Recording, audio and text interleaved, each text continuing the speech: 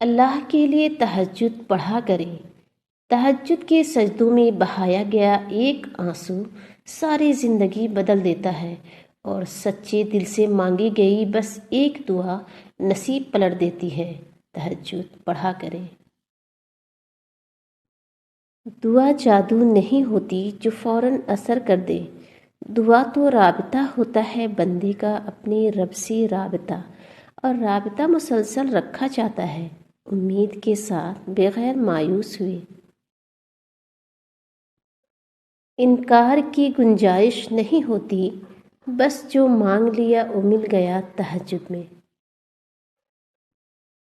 اس کی دہلیز پر جو فیصلے تم چھوڑ آئے ہو، تو یقین رکھو اپنی کہانی خود مکمل کر آئے ہو۔ تہجد کا پہلا سجدہ سارے دن کے غموں کا آخری سجدہ ہوتا ہے۔ جس کے دل اس کی محبت سے بھر جاتے ہیں، پھر وہ ان کے لیے تہجد خاص کر دیتا ہے۔ اگر سب کچھ اللہ پر چھوڑ ہی دیا ہے تو اس کے فیصلوں پر بھی یقین رکھو، وہ تمہاری ہر چاہت کو پورا کرنے پر قادر ہے۔ نیند قربان کر کے جب روتی ہوئی آنکھیں اللہ کو مناتی ہیں نا، تو خواب حقیقت بن جاتے ہیں اور تعبیریں کن میں بدل دی جاتی ہیں۔ جب بے وجہ توڑ دیے جاؤ تو سمجھ جاؤ اللہ تمہیں اپنے قریب لا کر جوڑنا چاہتا ہے۔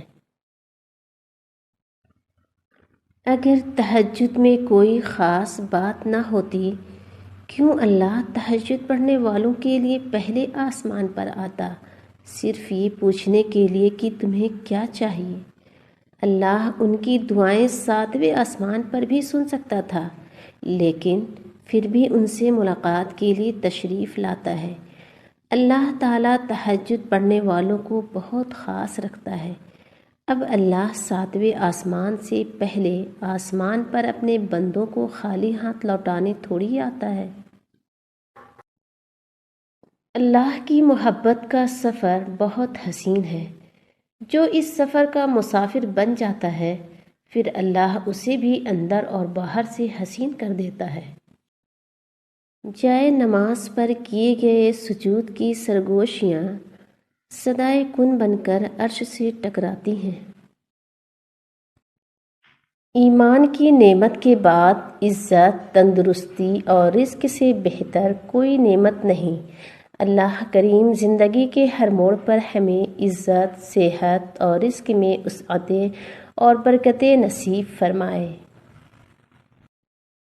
تم کسی کے ساتھ بھلائی کرو، تمہیں اس کا بدلہ برائی کی صورت میں ملے تو سمجھ لو کہ تمہاری نیکی قبول ہو گئی۔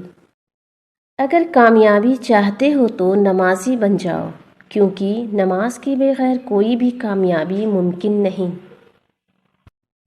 کوئی آپ کو سیراب نہ بھی کرے تو بھی کھلنا سیکھو اپنے لیے۔ خود ہی مالی، خود ہی پانی اور خود ہی چشمہ بنو، کیونکہ تم خود ہی اپنی سب سے بڑی طاقت ہو۔